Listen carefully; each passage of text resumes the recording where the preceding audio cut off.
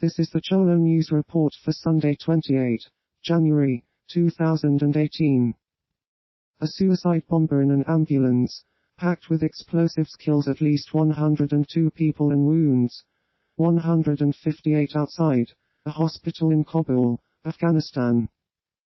Taliban insurgents claimed responsibility for the midday attack, which left bodies strewn across several blocks in a crowded section of the city that includes an interior ministry compound, a historic antique and carpet market, and the government-run Jamhuriyat hospital.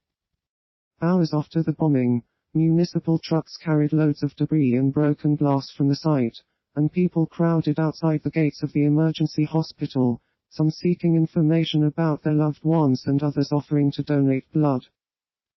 A Taliban spokesman, Zabiullah Mujahid, said in an emailed statement that the attack was aimed at a police checkpost near the ministry, but officials said most of those killed and injured were civilians. The river Seine in Paris, France, floods. But in smaller towns along the river, our correspondent adds, shoppers and commuters have been punting boats along flooded streets. A statue of a French soldier from the Crimean War known as the Zouave on the Pont l'Alma has long been used as a marker for water levels in the city. On Saturday afternoon, the water was still well below his waist. During the historically bad floods of 1910, when the city was submerged for 2 months, it reached his neck. Saying the city was coping, Mayor Anne Hidalgo suggested the flooding, coupled with recent summer heat waves, was clearly a question of the town adapting to climate change.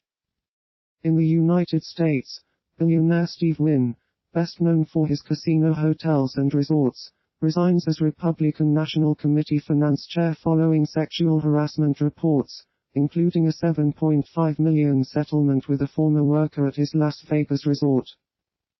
The allegations come at a delicate time for the party, which needs to maintain its financial edge, as it faces a wave of retiring House incumbents, and an expensive Senate race in Florida.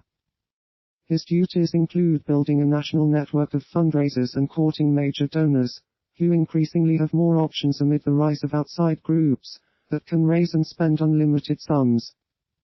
Incumbent Miloš Zeman, who opposes immigration and objects to EU sanctions against Russia, is elected to a second term as president of the Czech Republic after receiving 51.8% of the votes in the runoff election over Prus challenger Jiří Drahos. The role of the Czech president is influential. Mr. Zeman can name the Prime Minister and sign bills passed by Parliament into law. He has promised to give Prime Minister Andrej Babiš, a billionaire businessman, a second chance to form a government after his minority cabinet lost a confidence vote in Parliament last week. In the end, just 175,000 votes separated the two men as Miloš Zeman, one of Europe's most outspoken leaders, won a second term in office.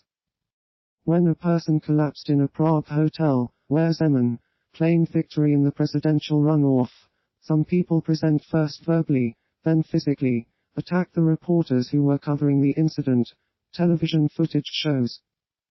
Czech President Miloš Zeman is still leading in his country's presidential runoff with ballots from more than half of polling stations counted. The United States will pay Boeing nearly $24 million to replace 2 of the 5 27-year-old chiller units on Air Force One, customized to carry 70 cubic feet of refrigerated storage for about 3,000 meals. The nearly $24 million price tag also will cover the cost of testing and certification by the Federal Aviation Administration, according to the contract.